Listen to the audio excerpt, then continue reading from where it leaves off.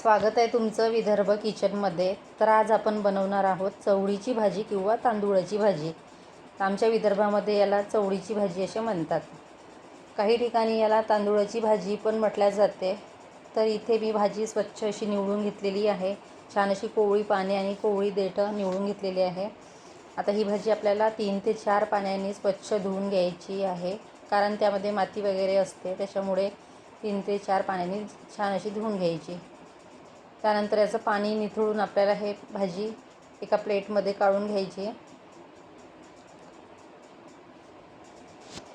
अतिशय गुणकारी अशी रानभाजी आहे ही।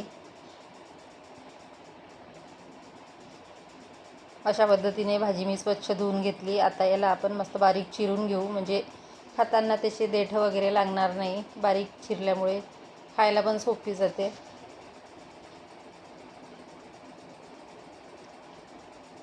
अगदी झटपट आणि लवकर होणारी ही भाजी विशेषतः भाकरीसोबत खूप छान लागते। तर अशा पद्धतीने आपल्याला सर्व भाजी बारीक बारीक अशी चिरून घ्यायची आहे।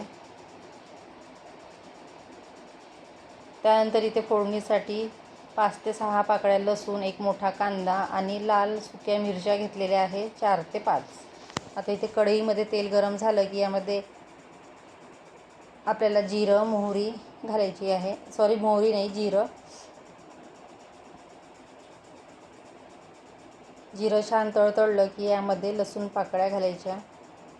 लसूण बारीक चिरून घेतलेला आहे। लसूण थोडा ब्राऊन झाला की यामध्ये आपल्याला कांदा आणि मिरची ॲड करायची आहे। हिरव्या मिरचीपेक्षा लाल सुक्या मिरचीची भाजी खूप छान होते।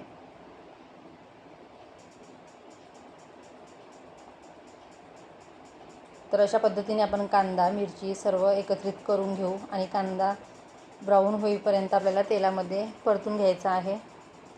त्यानंतर इथे चवीनुसार मीठ। अगदी कमीत कमी साहित्यामध्ये ही भाजी अगदी गावरान पद्धतीने। कांदा आपला इथे थोडा ब्राऊन झालेला आहे। आता यामध्ये आपल्याला भाजी ॲड करायची आहे।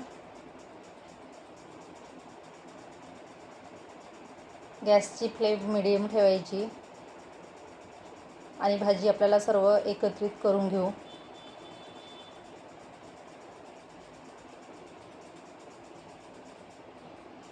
अशा पद्धतीने मिक्स करून घेऊ आणि कमीत कमी 5 मिनिट आपल्याला ही शिजू द्यायचे। याला थोडं पाणी सुटेल।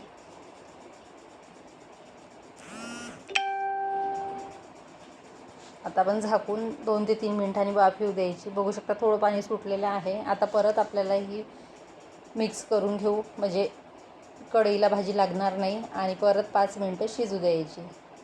तर अशा पद्धतीने आपली भाजी शिजत आलेली आहे, बघू शकता। भाजी छान अशी शिजलेली आहे। रेसिपी आवडली असेल तर नक्कीच लाईक करा, शेअर करा, सबस्क्राईब करा। छान अशी गरम गरम चवळीची भाजी आणि चपाती या खायला। Bye bye.